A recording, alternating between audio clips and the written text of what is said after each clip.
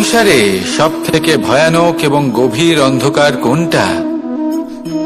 সেটা যখন মেঘ সূর্যকে ঢেকে দেয় এবং সংসার অন্ধকারাচ্ছন্ন হয়ে ওঠে, নাকি তখন যখন সূর্যাস্তের সময় ঘনিয়ে আসে, সূর্য ঢলে যায় এবং এই সংসারে অন্ধকার ছেয়ে যায়, নাকি সেই অমাবস্যার রাত্রি যখন চতুর্দিকে ঘন অন্ধকার থাকে এবং চন্দ্রমার প্রকাশ কোথাও থাকে না? না, এই সংসারে সব থেকে বেশি ভয়ানক অন্ধকার হল মানসিকতার অন্ধকার। মানসিকতা খুব গভীর একটা বিষয়। এই মানসিকতাই সত্যের রূপ ধারণ করে এবং আমাদের এই মানসিকতা এবং বিবেকে একটা সূর্য থাকে। যদি আমরা এটা জীবন থেকে বের করে ফেলি, তাহলে নিরাশা, হতাশা, অসফলতা এর এমন এক ঘন অন্ধকারে আমরা ফেসে যাব যে তার থেকে বাইরে বের হওয়া প্রায় অসম্ভব ব্যাপার হয়ে দাঁড়াবে। বড়ই কঠিন হয় সেই সময়। সেই জন্য ইতিবাচক মনোভাব থাকা খুব প্রয়োজনীয়। এটা ভাববেন না যে এটা আমার সাথে কেন হলো, এই সমস্যা কেন এলো, ওই ব্যক্তি আমার সাথে এটা কেন করলেন। এটা ভাবুন যে আমি জীবনে যে পরিস্থিতিতে দাঁড়িয়ে আছি তার থেকে আমি ঠিক কিভাবে বাইরে বেরোতে পারবো। যতই ঘন অন্ধকার থাকুক না কেন, খুব ছোট একটা প্রদীপের প্রকাশ আমাদের পথপ্রদর্শক হয়ে দাঁড়াতে পারে। আর আমাদের জীবনে এই ছোট্ট একটা প্রকাশ হলো আশা। এই আশার একটি কিরণ আমাদের অত্যন্ত গাঢ় অন্ধকারেও পথ দেখাতে পারে। তাই এই আশাকে সবসময় মনে প্রজ্বলিত করে রাখুন। গাঢ় থেকে গাঢ় অন্ধকারের সাথে, কঠিন থেকে কঠিনতর সমস্যার সাথে লড়াই করুন, সামনে এগিয়ে চলুন, আর আমার সাথে ভালোবেসে বলুন, রাধা।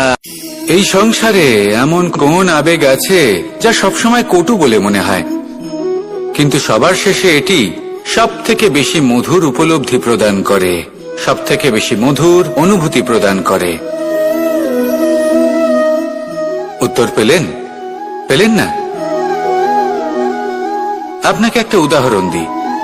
যখন মাতা সীতাকে অপহরণ করা হয়েছিল, তখন শ্রীরাম অপেক্ষা করেছিলেন 4 মাস পর্যন্ত। উনি খুঁজতে চেয়েছিলেন, কিন্তু উনি ওনার খোঁজ বন্ধ রেখেছিলেন। কল্পনা করে দেখুন ওনার কতটা যন্ত্রণা হয়েছিল। উনি শুধু অপেক্ষা করছিলেন, কারণ তখন বর্ষা ছিল। অনেক দিন পর্যন্ত সূর্যের আলো দেখা যায়নি। উনি জানতেন এরকম সময় বানর সেনার পক্ষে বনের মধ্যে পথ খোঁজা খুবই কঠিন কাজ হবে। সাগর পার করা অত্যন্ত কঠিন হয়ে দাঁড়াবে। তারা হয়তো বনের মধ্যে পথ হারিয়ে ফেলবে। উনি অপেক্ষা করলেন, আর এই অপেক্ষার ফল হিসেবে উনি কি লাভ করলেন? সাগরে সেতু নির্মাণ করলেন এবং মাতা সীতাকে সসম্মানে আবার ফিরিয়ে আনলেন। যদি শ্রীরাম অপেক্ষা না করতেন, তাহলে হয়তো এই সবকিছু কখনোই সম্ভব হতো না। এটাই হলো শক্তি ধৈর্যের। এটাই হলো আমাদের কাছে শিক্ষা। এই ধৈর্যই প্রত্যেকবার আমাদের অত্যন্ত কঠিন বলে মনে হয়। ধৈর্য ধরা অত্যন্ত কঠিন, কিন্তু অবশেষে এটাই সব থেকে শ্রেষ্ঠ ফল দান করে, সব থেকে মধুর উপলব্ধি, সব থেকে মধুর অনুভূতি প্রদান করে। তাই ধৈর্য ধরে থাকুন, সবকিছু শুভ হবে। আর তখন এই মন প্রফুল্ল হয়ে বলবে, রাধা রাধা। সুখ এবং দুঃখ এই দুই হলো আমাদের জীবনের অবশ্যম্ভাবী এবং গুরুত্বপূর্ণ অঙ্গ। আমাদের সকলের জীবনে কখনো সুখও আসে, আবার কখনো দুঃখও আসে। আমরা সবসময় ভাবি আমরা কিভাবে সুখ লাভ করব, কিভাবে আমরা দুঃখ থেকে দূরে থাকতে পারি। আর এই জীবনে যা কিছুই ঘটুক না কেন, সেই সবকিছু আমরা সুখ এবং দুঃখের মাপদণ্ডে মেপে থাকি। এবার এখানে একটা ছোট্ট বিষয় আছে। এটা ভেবে দেখতে হবে যে কে আসলে সুখী ব্যক্তি। সুখী ব্যক্তি হলেন তিনি, যিনি নিজের জীবনে নিজের কর্মের বিশ্লেষণ করে থাকেন, সেই বুঝে পদক্ষেপ নেন। উনি কি করতে চলেছেন সেটা উনি জানেন। আর যদি ওনার কোনো দোষ থাকে বা ভুল থাকে, তাহলে সেগুলো শুধরে নিয়ে এগিয়ে চলেন। সেই জন্য উনি সুখী হন। অন্যদিকে যে ব্যক্তি দুঃখী, তিনি কি করেন? তিনি নিজের উপর নয়, অন্যের উপর নিজের নজর রাখেন, যে তিনি কি করছেন, কিভাবে কর্ম করছেন, ওনারা অন্যের নিন্দা করেন, অন্যের সাফল্য দেখে ঈর্ষা করেন, ক্রুদ্ধ হয়ে যান, ওনাদের বাধা দিতে চেষ্টা করেন। সেই জন্যই তো ওনারা দুঃখী হন। এই সংসারে এমন অনেক ব্যক্তি আছেন যারা এই কারণে দুঃখী নন যে তাদের জীবনে দুঃখ আছে। তারা এই কারণে দুঃখ পান কারণ অন্যের জীবন অনেক বেশি সুখের। দেখুন, শেষ পর্যন্ত আপনাকে নিজের কর্মের প্রতি মনোসংযোগ করতেই হবে, অন্যের প্রতি নয়। কারণ আপনার জীবনে আপনার কর্ম হলো এমন একটা জিনিস যা আপনার নিয়ন্ত্রণে আছে। নিরন্তর চেষ্টা করতে থাকুন, নিজের কর্মকে বুঝতে শিখুন, শুধরে নিন, নিজেকে শ্রেষ্ঠ করে তুলুন। তখন সাফল্য নিজে থেকে আপনার কাছে আসবে আর এই মন প্রসন্ন হয়ে বলবে রাধা। কিন্তু এর থেকেও অনেক বেশি বহুমূল্য হলো আমাদের জীবনে আমাদের সম্পর্ক, আমাদের বন্ধু বান্ধব। এই সম্পর্কেও কখনো কখনো বিবাদ হয়, মনোমালিন্য হয়, এগুলোও ছড়িয়ে যায়। আর সেই সময় এই মুক্তোর মতোই নত হয়ে আমাদের এই সম্পর্কগুলিকে হাতে তুলতে হবে, এদের জুড়তে হবে, এদের আগলে রাখতে হবে, কারণ এদের থেকে বহুমূল্য আর কিছুই নেই। আর যদি এই কাজটা আপনি শিখে নিতে পারেন, তাহলে আপনার জীবনের এই সম্পর্ক, এই বন্ধুত্ব সবসময় আপনাকে বল প্রদান করবে, আনন্দ প্রদান করবে। আর এই মন সুপ্রসন্ন হয়ে বলবে রাধা রাধা। আপনারা সবাই একটা গাছের পাতাকে দেখুন, যতক্ষণ পর্যন্ত ও গাছের সাথে মানে গাছের ডালের সাথে জুড়ে থাকে সে সবুজ থাকে, বাতাসের সাথে সে নড়তে থাকে। যতক্ষণ পর্যন্ত ও সূর্য থেকে পাওয়া রশ্মির শক্তি গাছে পৌঁছে দেয় ততক্ষণ ও ডালের সাথে যুক্ত থাকে। কিন্তু যখন সেই পাতা শুকিয়ে যায় তখন তার কোনো গুরুত্ব থাকে না। সেই পাতা গাছের ডালে এবং বৃক্ষের কাছে বোঝা হয়ে থেকে যায়। এবং এমন এক সময় আসে যখন সেই ডালটি শুকনো সেই পাতাকে পরিত্যাগ করে। এটাই আমরা এই প্রকৃতিতে দেখি এবং এটাই হলো সত্য। আর এটাই আমাদের জীবনে খুব বড় একটা শিক্ষা। যদি আপনিও নিজের জীবনে নিজের আপনজনদের কাছে বোঝা স্বরূপ হয়ে দাঁড়ান, তাহলে তারা আপনাকে যতই ভালোবাসুক না কেন, ওনারা যদি নাও চান, তাহলেও এমন এক দিন আসবে যখন আপনার আপনজন আপনাকে পরিত্যাগ করবে। সেই জন্য সবসময় আত্মনির্ভর হয়ে ওঠার চেষ্টা করুন, নিরন্তর পরিশ্রম করতে থাকুন, কারোর উপর বোঝা হয়ে থাকবেন না, বরং তার সাথে মিলে দায়িত্ব পালন করুন। এমনটা করবেন তাহলে আপনার সম্মানও বজায় থাকবে এবং সম্পর্কের মধ্যে আপনার মূল্যও বজায় থাকবে। আসুন আর আমার সাথে ভালোবেসে বলুন রাধা রাধা।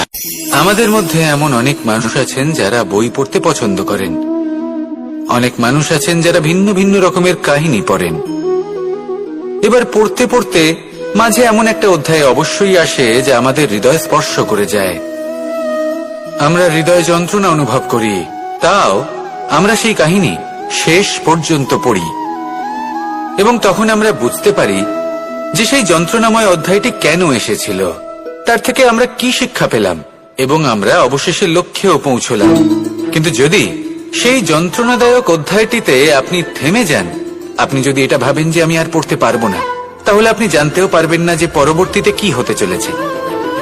এই মন দুঃখে ভরে উঠবে, মনে প্রশ্ন আসতেই থাকে যার উত্তর আমরা পাই না, নিজেদের লক্ষ্য বুঝতেই পারি না। এইভাবেই আমাদের জীবনেও যদি এমন কিছু হয় যা অত্যন্ত দুঃখজনক, যদি এমন কোনো কঠিন অধ্যায় আপনার জীবনে আসে, থামবেন না। তাহলে আপনার জীবনের কাহিনীর একটি যন্ত্রণাদায়ক দুঃখজনক অধ্যায় মাত্র। শেষ পর্যন্ত এই কাহিনীতে টিকে থাকুন, কর্ম করতে থাকুন। আপনি বুঝতে পেরে যাবেন যে এই কঠিন পরিস্থিতি আপনার জীবনে কেন এসেছিল। আপনি শিক্ষাও লাভ করবেন এবং লক্ষ্যও লাভ করবেন। আসুন আমার সাথে ভালোবেসে বলুন রাধা রাধা। আশা এবং বিশ্বাস মানুষের জীবনের দুই অমূল্য স্তম্ভ। এটাই হলো ঢাল এবং এটাই হলো অস্ত্র। এটাই আমাদের রক্ষা করে এবং এটাই আমাদের জীবনের পথ প্রশস্ত করে। কিন্তু ছোট একটা সমস্যা আছে। এবার যদি আপনি বটবৃক্ষের থেকে এই আশা রাখেন যে এ আমাকে ফল দেবে, তাহলে সেই আশা ভঙ্গ হওয়াই স্বাভাবিক। আর যদি আপনি বিশ্বাস করেন যে খেজুর গাছ আপনাকে ছায়া প্রদান করবে, তাহলে সেই বিশ্বাসও অবশ্যই ভঙ্গ হবে। তাহলে কি করা উচিত? চোখ বন্ধ করে যে কাউকে বিশ্বাস করার আগে বা যে কারোর থেকে আশা রাখার আগে নির্বাচন করুন যে কার ওপর বিশ্বাস রাখতে চান, কার ওপর আশা রাখতে চান। তবে আমি তো বলবো যে বিশ্বাস করতে হলে নিজের ওপর করুন, যে এই সংসারে এমন কোনো কাজ নেই যা আপনি করতে পারেন না। আর শুধু কর্ম করতে থাকুন আর ভরসা রাখুন ঈশ্বরের ওপর, যে উনি আপনার কর্ম দেখবেন আর আপনাকে আপনার কর্মফল অবশ্যই দেবেন, আপনাকে সাফল্য দেবেন। যদি আপনার বিশ্বাস অটল হয়, নিরন্তর পরিশ্রম করেন, তাহলে ঈশ্বর কখনোই আপনার আশা ভঙ্গ হতে দেবেন না। আসুন আর আমার সাথে ভালোবেসে বলুন রাধা। যখন মানুষের আসুন আমার সাথে ভালোবেসে বলুন রাধা রাধা। এই শুকনো পাতাটিকে দেখুন, নিষ্প্রাণ হয়ে পড়েছে। কোনো একটা সময় এই পাতাটি একটা গাছের ডালে ছিল। সেই গাছ ওর লালন পালন করত। যখন যখন বাতাস বইত, এই পাতায় কম্পন দেখা দিত, মনকে প্রফুল্ল করে তুলত। কোনো একদিন এই পাতা গাছের ডাল থেকে ঝরে পড়ে গেল। নিঃসন্দেহে ও নিজের স্বাধীনতা পেল, কিন্তু আস্তে আস্তে শুকিয়ে গেল, নিষ্প্রাণ হয়ে গেল। দেখুন, আমি এই কথা বলছি না যে স্বাধীনতা অনুচিত, কখনোই না। কিন্তু যে কোনো পরিস্থিতিতে স্বাধীন হতে চাওয়া এটা নিশ্চিত রূপে অনুচিত। আমরা যদি আমাদের জীবনে পরিবারের গুরুত্ব ভেবে দেখি, তাহলে এই পরিবারে যতই মতভেদ থাকুক না কেন, যতই মনোমালিন্য থাকুক না কেন, যতই বিবাদ থাকুক না কেন, এই সব মিটিয়ে নেওয়া অত্যন্ত প্রয়োজনীয়। সেই সবকিছু সমাপ্ত করা অত্যন্ত প্রয়োজনীয়। কখনো এই পরিবারকে ভাঙতে দেবেন না, কখনো এই পরিবার থেকে দূরে চলে যাবেন না। এই পরিবার হলো আমাদের জীবনের একটা অমূল্য সম্পদ, অমূল্য এক আশ্রয়, যা এই সংসারে হয়তো কোথাও আপনি পাবেন না। তাই একে আগলে রাখুন। ভেবে নিন আপনি পাতা আর আপনার পরিবার সেই গাছ। আসুন আমার সাথে ভালোবেসে বলুন রাধা রাধা। কখনো কখনো অন্ধকারের সাথে লড়াই করার জন্য আমরা প্রদীপ জ্বালাই। এতে প্রথমে সলতে রাখি, তারপর তেল ঢালি, তারপর আগুন জেলে এটা প্রজ্বলিত করি। তারপর একটা সময় আসে যখন এই প্রদীপ নিভে যায়। কারণটা কি? কারণ কি এটা যে প্রদীপের প্রকাশমান হওয়ার ক্ষমতা সমাপ্ত হয়েছে? না, এই যে আগুন আমরা দেখতে পাচ্ছি, এই আগুনের জন্য যে শক্তির প্রয়োজন হয় তা আসে এই তেল থেকে। যদি এই তেল সমাপ্ত হয়ে যায়, তাহলে এই প্রকাশ তাও সমাপ্ত হয়ে যায়। আর আমাদের জীবনে এই তেল হলো আমাদের কর্ম, আর এই আগুন আর এর দ্বারা উৎপন্ন হওয়া প্রকাশ আমাদের ভাগ্য। যত আমাদের কর্ম ক্ষীণ হতে থাকবে, আমাদের ভাগ্য সৌভাগ্য কোথাও না কোথাও লুপ্ত হয়ে যাবে। যে উজ্জ্বল ভবিষ্যৎ আমরা চাইছি, তা কখনো লাভ করতে পারবো না যদি কর্ম না করি। ঠিক যেমন তেল ছাড়া অগ্নি উৎপন্ন হয় না, তেমনি কর্ম ছাড়া সৌভাগ্য হয় না। আর যেমন কর্ম তেমন ভাগ্য। তাই সবসময় কর্ম করতে থাকুন, কর্ম করা থামাবেন না। আর আমার সাথে ভালোবেসে বলুন রাধা রাধা। যখন আমরা মৌন থাকি, তখন আমরা কতটা শক্তি ব্যয় করি, বিন্দুমাত্র নয়। সেখানেই যখন আমরা রুষ্ট হই, তখন আমরা কতটা শক্তি ব্যয় করি। আমাদের রক্ত গরম হয়ে ওঠে, চোখ থেকে যেন অগ্নি বর্ষা হয়, আমরা চিৎকার করতে থাকি, জোরে কথা বলি, কখনো কখনো আমরা অনুচিত কর্ম করে বসি। সবকিছুই ক্রোধের বশে করি। এবার এই ক্রোধকে মৌনতায় পরিণত করতে হবে। এই কাজটা চোখে দেখা যায় না, এই কাজ সরল নয়, এই কাজ হলো অত্যন্ত কঠিন, এবং এই কাজই শ্রেষ্ঠ। সেই ব্যক্তি শক্তিশালী নন যিনি কথায় কথায় ক্রুদ্ধ হয়ে যান, কথায় কথায় যিনি আক্রমণ করেন। আজ্ঞে না, সবথেকে বেশি শক্তিশালী ব্যক্তি হলেন তিনি, যিনি নিজের ক্রোধকে মৌনতায় পরিবর্তন করতে পারেন, যিনি শান্ত মনে পরিস্থিতিকে বোঝেন, তার আকলন করেন আর তারপর বিবেকের দ্বারা সিদ্ধান্ত নেন। তিনি হলেন সবথেকে শক্তিশালী ব্যক্তি। তাহলে সেই ব্যক্তি হয়ে উঠুন আর আমার সাথে ভালোবেসে বলুন, রাধা রাধা। আমাদের জীবনে গুরুজনেরা, জ্ঞানী মানুষজন সবসময় একটা কথা বলেন, ধৈর্য ধরো। শুধুমাত্র দুটো শব্দ, কিন্তু কতটা বিশাল সেটা বোঝার চেষ্টা করুন। ছোট একটা অস্ত্র হাতে নিন এবং একটা বিশাল পর্বতে নিরন্তর প্রহার করতে থাকুন, ধৈর্য ধরে সেই কাজ করতে থাকুন। এমন একদিন আসবে এই বিশাল পর্বতে আপনি একটা পথ তৈরি করবেন। কোন ধনুর্ধর যখন নিজের বিদ্যা অর্জন করেন তখন তাকেও ধৈর্য ধরতে হয়, তার নিজেকে সময় দিতে হয়, তবেই সে ধনুর্বিদ্যা শিখতে পারে। সেইভাবে আমাদের জীবনেও ধৈর্য ধরার খুব প্রয়োজন। পরিবারে ধৈর্য রাখতে পারলে তাহলে আস্তে আস্তে দেখবেন প্রেম বৃদ্ধি পাচ্ছে। সমাজে যদি ধৈর্য রাখতে পারেন তাহলে আস্তে আস্তে এই সমাজ আপনাকে সম্মান করবে। যদি নিজের জীবনে ধৈর্য রাখতে পারেন তাহলে নিজে থেকেই আত্মবিশ্বাস বাড়বে, নিজের বিকাশ হবে। জীবনে সবই সম্ভব যদি ধৈর্য রাখতে পারেন। হয়তো আস্তে আস্তে হবে, কিন্তু হবে অবশ্যই। শুধু ধৈর্য রাখুন, কারণ ধৈর্যই সবথেকে বড় পুঁজি। আসুন আর আমার সাথে ভালোবেসে বলুন, রাধা রাধা।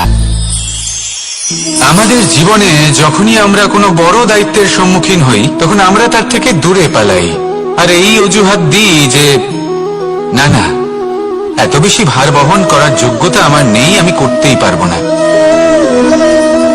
দেখুন, এই সংসারে ভিন্ন ভিন্ন ধরনের গাছ আছে, ছোট গাছ, বড় গাছ, কিন্তু বটগাছের মতো বড় এবং নিবিড় গাছ আর একটাও নেই। সে নিঃস্বার্থভাবে এই সংসারকে সেবা করে যায়, ছায়া প্রদান করে, শীতলতা প্রদান করে। আর যখন এমন সময় আসে যখন তার উপর বোঝা অত্যন্ত বেড়ে যায়, সে কিন্তু কোনোভাবেই ভেঙে পড়ে না। তখন সে নিজের নিঃস্বার্থ কর্মের ফল লাভ করে, সেই নিঃস্বার্থ কর্ম যা সে করেছে। তার দেহ থেকে ছোট ছোট ঝুড়ি বার হয় এবং তা কাণ্ডের আকার ধারণ করে। সেই কাণ্ড মাটির কাছে পৌঁছয় এবং তারপর তা বটগাছের সহায়ক হয়ে ওঠে, সে ভেঙে পড়ে যায় না।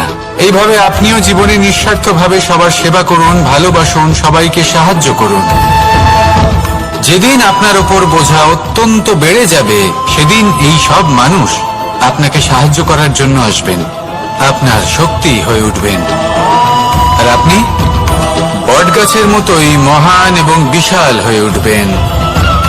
আসুন আর আমার সাথে ভালোবেসে বলুন, রাধা রাধা। একটা শব্দ আছে, পরিস্থিতি। অনেক মানুষের মুখে আমরা এই শব্দ শুনি। জীবনে যখন অসফল হয়ে দুঃখ আসে, সংকট আসে, কোনো বিপদ ঘনিয়ে আসে, তখন সমস্ত দোষ আমরা পরিস্থিতির ওপর চাপিয়ে দিই। আর দেখতে গেলে কোথাও না কোথাও ঠিকই করি। এই পরিস্থিতি প্রত্যেক দিনের মতো পাল্টাতে থাকে, কিন্তু এই দিন, এই রাত, এমন কেউ আছেন যিনি এর উপরেও নিয়ন্ত্রণ সাধন করেন, আর তিনি হলেন সূর্য। ঠিক সেই রকমই আমাদের জীবনেও সূর্য হলো এই মন। যদি এই মনের উপর আমরা নিয়ন্ত্রণ করতে পারি তাহলে আমরা জীবনকেও নিয়ন্ত্রণ করতে পারবো।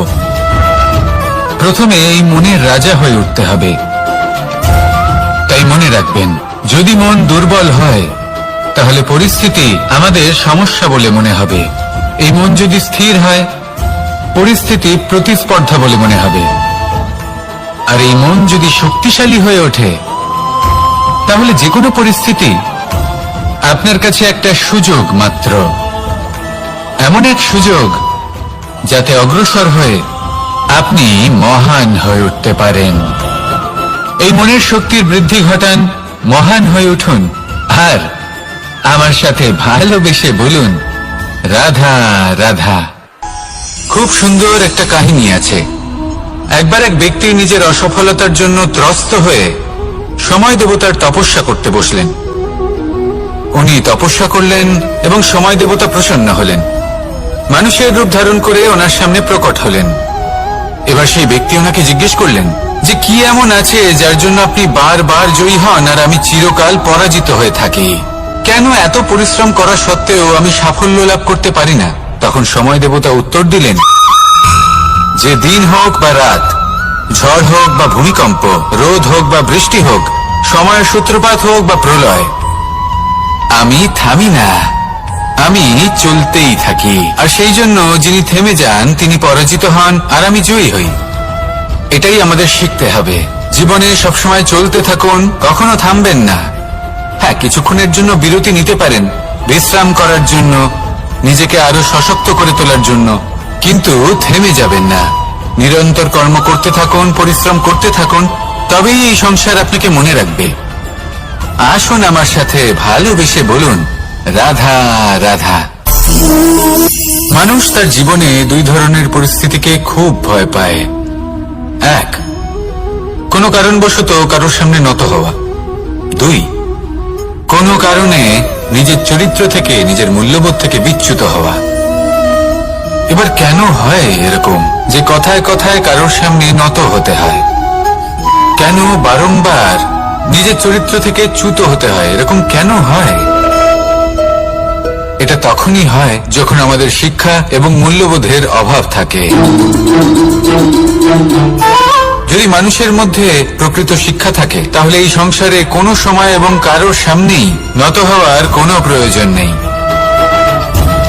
যদি মানুষের মধ্যে মূল্যবোধ থাকে তাহলে তাকে নিজের মূল্যবোধ বা চরিত্র থেকে বিচ্যুত হতে হয় না, তা সে যাই হয়ে যাক না কেন। কোনো বালককে যদি জন্ম থেকেই সুশিক্ষার অধিকারী করা হয়, শিক্ষিত করা হয়, মূল্যবোধের অধিকারী করা হয়, তবে সে এই সংসারে এমন কর্ম করবে যাতে সে নিজেকে, নিজের পরিবারকে, সমগ্র সমাজকে গর্বিত করতে পারে।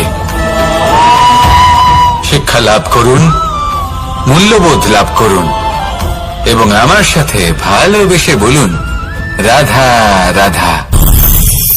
আমাদের সকলের জীবনে একটা লক্ষ্য থাকে যেটা আমরা লাভ করতে চাই। ঠিক যেন একটা প্রতিস্পর্ধা বিদ্যমান যে কে সব থেকে আগে নিজের লক্ষ্যে পৌঁছতে পারবে। আর সেই জন্য আমরা সকলেই খুব তাড়াতাড়ি এগোতে চেষ্টা করি, বড় এবং দীর্ঘ পদক্ষেপ ফেলি যাতে তাড়াতাড়ি নিজের লক্ষ্যে পৌঁছতে পারি। কিন্তু এক অত্যন্ত গুরুত্বপূর্ণ বিষয় আছে, সবসময় লক্ষ্য সামনে থাকবে না, কখনো কখনো তা খুঁজতে হয়। এই যাত্রা খুব কঠিন হতে পারে।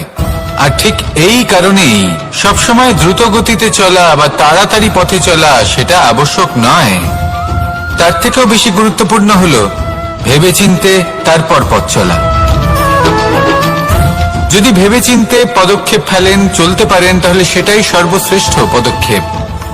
কখন কোন দিকে যেতে হবে, কখন কোথায় দিক পাল্টানো যাবে না, কখন গতি বেশি রাখতে হবে, কখন কম, কখন থামবো, কখন চলবো, এই সব কিছুর বিষয়ে জ্ঞান অত্যন্ত গুরুত্বপূর্ণ এবং ভেবে চিন্তে চলতেই হবে। সেই জন্য শুধু তীব্র গতিতে সামনে এগোলে চলবে না, ভাবনা চিন্তা করে এগোতে হবে। আসুন আমার সাথে ভালোবেসে বলুন রাধা রাধা। পায়েস হলো আমার বিশেষ প্রিয়। এর মধুর স্বাদ মনকে প্রফুল্ল করে তোলে। ছোটবেলায় মা আমার জন্য পায়েস বানাতেন এবং আমাকে বলতেন যে গরম থাকতে থাকতে খেয়ে নে কানাই, ঠান্ডা হয়ে গেলে ভালো লাগবে না। কিন্তু আমিও দুষ্টু ছিলাম, ঠান্ডা হওয়া পর্যন্ত অপেক্ষা করতাম। আর ঠান্ডা হয়ে যাওয়ার পরে মার কাছে যেতাম আর ওনাকে বলতাম যে মা, পায়েস তো ঠান্ডা হয়ে গেছে, এটা গরম করে দিন। তখন মা হাসতেন আর বলতেন যে পায়েস না হয় আমি আবার গরম করে দেব কানাই, কিন্তু এর মধুর স্বাদ, সেই মিষ্টত্ব, সেই সুবাস, সেটা আবার ফিরে আসবে না। কথাটা সত্যি। আর এই সত্যটাই আমাদেরও জীবনের সত্য। আমাদের জীবনের মধুর সম্পর্কগুলি, এতে যখন কটুভাব প্রবেশ করে তখন সেই মিষ্টত্ব ফিরিয়ে আনা প্রায় অসম্ভব ব্যাপার হয়ে যায়। আপনি চেষ্টা করে সেই সম্পর্ক ঠিক করতেই পারবেন, তার জন্য অগাধ পরিশ্রম করতে হবে, কিন্তু আবার সেই মিষ্টত্ব কখনো ফিরে আসবে না। সেই জন্য আপনার জীবনের যে মধুর সম্পর্ক আছে, যতটা সম্ভব চেষ্টা করুন তাতে মিষ্টত্ব বজায় রাখতে। কটুভাব আসতে দেবেন না। আসুন আর আমার সাথে মধুর স্বরে বলুন, রাধা রাধা। শব্দ শব্দ আসলে কি? শুধুই কয়েকটি অক্ষরের সমষ্টি, নাকি আমাদের বাণী? এই শব্দ এমন এক শক্তি যা কাউকেই নিজের বশবর্তী করে ফেলতে পারে। শব্দ এমন এক অস্ত্র যা কাউকে ক্ষত বিক্ষত করে দিতে পারে। এই শব্দ হলো একটি নাদ স্বরূপ যা কোনো ঘুমন্ত ব্যক্তিকেও জাগিয়ে তুলতে পারে এবং নিজের লক্ষ্যের দিকে অগ্রসর করতে পারে। শব্দে এত শক্তি আছে যে কারোর মনে এতটা আঘাত দিতে পারে যে সে হয়তো জীবনে আর কখনো এগোতেই পারল না। তাহলে এই শব্দের প্রয়োগ খুব ভেবেচিন্তে করবেন। এবং এই শব্দের মতোই হলো নীরবতা। অনেক সময় এই নীরবতা আমাদের সহায়ক হয়ে ওঠে। অনেক সময় এটা আমাদের অনুশোচনাকে অনেক বেশি বাড়িয়ে তুলতে পারে। ভীষ্ম পিতামহ, অঙ্গরাজ কর্ণ যখন দ্রৌপদীর বস্ত্রহরণ হচ্ছিল তখন এনারা নীরব ছিলেন। দুর্যোধনের বিরোধিতা করেননি, ওকে বাধা দেননি। আর তারপর কি হলো সেটা আপনারা সকলে জানেন। দেখতে গেলে নীরবতা চুপ করে থাকা, কিন্তু যদি কোনো দুষ্টের সামনে চুপ করে থাকেন, যদি তার বিরোধিতা না করতে পারেন, তাহলে এই নীরবতাই অনেক বড় পাপের আকার ধারণ করে। মনে রাখবেন আর আমার সাথে ভালোবেসে বলবেন, রাধা রাধা। আভূষণ। কার না ভালো লাগে এই আভূষণ? আমরা পরিশ্রম করি, ধন অর্জন করি আর আভূষণ কিনে থাকি, কখনো নিজের জন্য, কখনো বা তাদের জন্য যাকে আমরা ভালোবাসি, বা তাদের জন্য যাকে আমরা সম্মান করি। হয়তো সেই জন্যই সীতা চূড়ামণি ধারণ করেছিলেন এবং আমি সামন্তকমণি। কিন্তু এটাই কি সেই প্রকৃত আভূষণ যা আপনার মূল্য বৃদ্ধি করে? না। শ্রীরামের আভূষণ হলো ওনার নম্র ভদ্র ব্যবহার। মাতা সীতার আভূষণ হলো ওনার সততা, ওনার নিষ্ঠা, ওনার ত্যাগ। অর্জুনের আভূষণ ছিল ওনার একাগ্রতা। রাধার আভূষণ ওনার প্রেম। এই আভূষণ কোথাও নেই, আপনার মনে আছে। যদি আপনার মনে মিষ্টতা থাকে, তা শান্ত হয়, তাতে সততা থাকে, নিষ্ঠা থাকে এবং প্রেম থাকে, তাহলে আপনার অন্য আর কোনো আভূষণের কোনো প্রয়োজন নেই। আপনি যতই ভিড়ের মাঝে থাকুন, আপনার ঔজ্জ্বল্য চোখে পড়বে। আসুন আর আমার সাথে ভালোবেসে বলুন, রাধা রাধা। এই সংসারের সবথেকে বড় সত্যি হলো জন্ম এবং মৃত্যু। কিন্তু আরো বড় একটা সত্য আছে, মিত্র এবং শত্রু, যা আমাদের সকলের জীবনে থাকে। মিত্র সে যে আমাদের সঙ্গ দেয় এবং সংসারের সবথেকে উঁচু শিখরে আমাদের নিয়ে যায়, এবং শত্রু সে যে যে কোনো মুহূর্তে যে কোনো শিখর থেকে আমাদের নিচে ফেলে দিতে পারে। এবার বিচিত্র ব্যাপার হলো এটাই যে আমরা নিজেরাই এদের সাথে নিয়ে চলি, নিজেরাই এদের পালন করি। তা কি করে? প্রথমে বুঝুন এই মিত্র এবং শত্রু কারা। আপনার নিজের মন, আর কেউ নয়। এই মনই হলো মিত্র যখন তাতে ভারসাম্য বজায় থাকে, তা নিয়ন্ত্রিত থাকে, তা পবিত্র হয়। কিন্তু যদি এই মন অনিয়ন্ত্রিত হয়ে পড়ে, যদি আপনাকে সে নিয়ন্ত্রণ করতে শুরু করে, তখন সেই আপনার সবথেকে বড় শত্রু হয়। সেই জন্য এই মনের ওপর নিয়ন্ত্রণ রাখতে শিখুন, এতে ভারসাম্য বজায় রাখতে শিখুন। তাহলে আপনি এমন এক বন্ধুকে পাবেন যে আপনাকে এই সংসারের শিখরে পৌঁছে দেবে। আসুন আমার সাথে ভালোবেসে বলুন, রাধা রাধা। ঈশ্বর আসলে কে? সংসারের বেশিরভাগ মানুষের কাছে ঈশ্বর হলেন এই সংসারের রচয়িতা, পালনকর্তা। কারোর কাছে উনি জ্ঞাতা, কারোর কাছে উনি হলেন আস্থার প্রতীক, আবার কারোর জন্য শুধুমাত্র অন্ধবিশ্বাস। কিন্তু এই ঈশ্বর কি কোনো শরীর, নাকি একটা বোধ, নাকি শুধুই শ্রদ্ধা? ঈশ্বর হলেন তিনি যিনি হলেন আপনার ইষ্ট। সেই জন্যই তো গুরু, মাতা, পিতা এনাদেরও ঈশ্বরই বলা হয়েছে। যাদেরকে আমরা ঈশ্বর বলে মনে করি, যারা আমাদের ইষ্ট, তারা আমাদের একটি পথ দেখান, একটি দিকে চালিত করেন। সেই পথে চলে আপনি শুভ কর্ম করতে পারেন। আর যখন কোনো ব্যক্তি তার ঈশ্বরের আদেশ পালন করেন, তখন সে নিজে থেকেই শুভ পথে অগ্রসর হয়ে যান। বেশ কয়েকজন মানুষ ঈশ্বরের উপর আস্থা রাখেন এবং ভাবেন যে অনুচিত কোনো কাজ করা উচিত নয়, ঈশ্বর দেখছেন। ওনারা ভয় পান যে কোনো অনুচিত কর্ম করলে কে জানে তার পরিণাম কি হবে। এমন অনেক ব্যক্তি রয়েছেন যারা ঈশ্বরকে বিশ্বাস করেন এবং জানেন যে ঈশ্বর তাদেরকে দেখছেন। তাই যে যে শুভ কর্ম ওনারা করেছেন তার ফল তারা অবশ্যই পাবেন। এবার আপনি ভয় পেয়ে ঈশ্বরকে বিশ্বাস করবেন নাকি বিশ্বাসের দ্বারা ঈশ্বরকে বিশ্বাস করবেন, সেই সিদ্ধান্ত আপনারই। কিন্তু হ্যাঁ, যদি আপনার মনে ঈশ্বরের জন্য কোনো স্থান থাকে, যদি আপনার কোনো ইষ্ট থাকেন, যদি আপনি কাউকে ঈশ্বর মনে করেন, যার প্রত্যেক আদেশ আপনি পালন করে থাকেন, তাহলে বলি ঈশ্বর কখনো আপনাকে অনুচিত পথে চালিত করবেন না। আসুন আমার সাথে ভালোবেসে বলুন, রাধা রাধা। এই সংসারে ভিন্ন ভিন্ন ধরনের গাছ আছে, অসংখ্য ধরনের প্রজাতি আছে। কিছু গাছ পাতা দিয়ে থাকে, কিছু ফুল, কিছু ফল। কেউ ছায়া প্রদান করে, কেউ শীতলতা প্রদান করে, কেউ নিজেকে খুব কষ্ট দিয়ে এই সংসারের বিকাশে সহায়ক হয়ে ওঠে।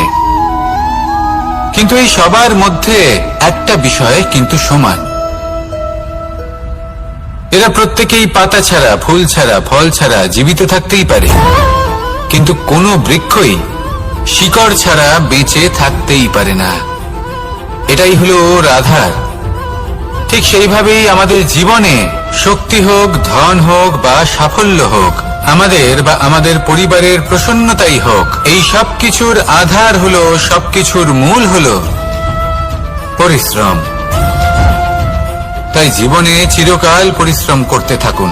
যদি আপনি জীবনে মহান হবার পথে অগ্রসর হতে চান, তাহলে পরিশ্রম করুন। এই পরিশ্রম দ্বারাই নিজের পরিবারকে প্রসন্ন করুন, নিজের বন্ধুদের প্রসন্ন করুন, এই সমাজকে গর্বিত করুন। আসুন আমার সাথে ভালোবেসে বলুন, রাধা রাধা। কখনো কোনো বাগানের কোনো বৃক্ষকে দেখেছেন যেখানে সুগন্ধি ফুল থাকে, রসালো ফল থাকে? তখন মন প্রফুল্ল হয়ে ওঠে, মন থেকে সেই বৃক্ষের প্রতি ভালোবাসা জন্মায়। কিন্তু যিনি বাগানের মালিক, শুধুমাত্র তিনিই জানেন যে কিভাবে এই বৃক্ষকে আগলে রাখতে হয়, কিভাবে তার পরিচর্যা করলে এতে সুন্দর সুগন্ধি ফুল হবে, রসালো ফল হবে। কখনো কখনো প্রয়োজনের থেকে বেশি রোদ পেলে এই বৃক্ষগুলি শুকিয়ে যায়, প্রয়োজনের থেকে কম রোদ পেলেও এই বৃক্ষ কিন্তু শুকিয়ে যায়। প্রয়োজনের থেকে কম জল যদি পায়, এই বৃক্ষ শুকিয়ে যেতে পারে। প্রয়োজনের থেকে অতিরিক্ত জল যদি পায়, তখনও এই বৃক্ষের শিকড়গুলি নষ্ট হয়ে যেতে পারে। এবার এটাই কিন্তু আমাদের সংসারের সাথেও হয়। আমাদের সংসারের সকল প্রতিভাশালী ব্যক্তি, যেমন লেখক, বিচারক, প্রবক্তা, যোদ্ধা, এদের সবার ক্ষেত্রে এই কথাটাই প্রযোজ্য। যদি বেশি প্রশংসা করা হয়, তাহলেও এরা হারিয়ে যাবেন। প্রয়োজনের থেকে বেশি যদি নিন্দা করা হয়, তখনও তারা নত হয়ে পড়বেন। তাহলে আপনি এদের রক্ষা করুন এবং নিজেদেরও। মনে রাখবেন একটা কথা, জেনে রাখুন কখন কোন নিন্দায় আপনি লজ্জিত হবেন না, আর কখন কোন প্রশংসার দ্বারা নিজের মধ্যে অহংবোধ জাগ্রত করবেন না। এই মন সুপ্রসন্ন হয়ে বলবে, রাধা রাধা। সময় কত বিচিত্র হয়। সময় আমাদের পক্ষে থাকলে আমরা নিজেদের রাজা মনে করে নিই, আর সেই সময় যদি বিপক্ষে চলে যায়, তাহলে নিঃস্ব হতে সময় লাগে না। তাই মানুষের একটা অভ্যেস আছে, খারাপ সময়ের জন্য কিছু সঞ্চয় করা। আত্মীয়, বন্ধু খারাপ সময় পাশ থেকে সরে যায়, যশ, মান প্রতিকূল সময় চিরস্থায়ী হয় না। তাই মানুষ মনে করে অর্থ সঞ্চয় করাই শ্রেয়। অর্থের কোনো হৃদয় নেই যা সময়ের সাথে পরিবর্তিত হবে। সংসার বলে সর্বদা অর্থ সঞ্চয় করতে থাকুন। খারাপ সময়ে অবশ্যই কাজে লাগবে, কিন্তু আমি বলবো শুভ কর্ম করতে থাকুন, আনন্দে থাকুন, নিজের ওপর আর ঈশ্বরের ওপরে বিশ্বাস রাখুন। খারাপ সময় কখনো আসবেই না। রাধা রাধা। মানুষ নিজের পরিবারের জন্য কত কিছুই না করে, দিন রাত পরিশ্রম করতে থাকে যাতে তার পরিবারের প্রয়োজন পূরণের জন্য অর্থ রোজগার করতে পারে। কিন্তু শুধু অর্থ রোজগার করাটাই কি যথেষ্ট? আপনি বলবেন হ্যাঁ, নিশ্চয়ই। অর্থ দিয়ে সবকিছু পাওয়া যায়, বিদ্যা পাওয়া যায়, বাড়ি পাওয়া যায়, ওষুধ পাওয়া যায়, আর কত কিছুই না পাওয়া যায়। এইসব একটা পর্যায় পর্যন্ত সঠিক, কিন্তু একটু মন দিয়ে ভেবে দেখুন, যখন কোনো শিশু অসুস্থ হয়ে পড়ে তখন সে ওই তিক্ত ওষুধ কেন খেয়ে নেয়? এই জন্য কারণ ওর পিতা সেই ওষুধ অর্থ দিয়ে কিনেছে? না, বরং এই জন্য কারণ তার পিতা যে তার সামনে দাঁড়িয়ে, তার উপরে তার বিশ্বাস আছে। বিশ্বাস আছে যে উনি তার কিচ্ছু হতে দেবেন না। এই বিশ্বাস, এই সংস্কার, এই শিক্ষা কখনো অর্থ দিয়ে পাওয়া যায় না। এটা পাওয়া যায় সেই সময় থেকে যা মাতা পিতা তাদের সন্তানের সাথে কাটিয়েছেন। তাই জীবনে অর্থ অবশ্যই উপার্জন করুন, কিন্তু নিজের পরিবারকেও সময় দিন, আনন্দ পাবেন। রাধা রাধা।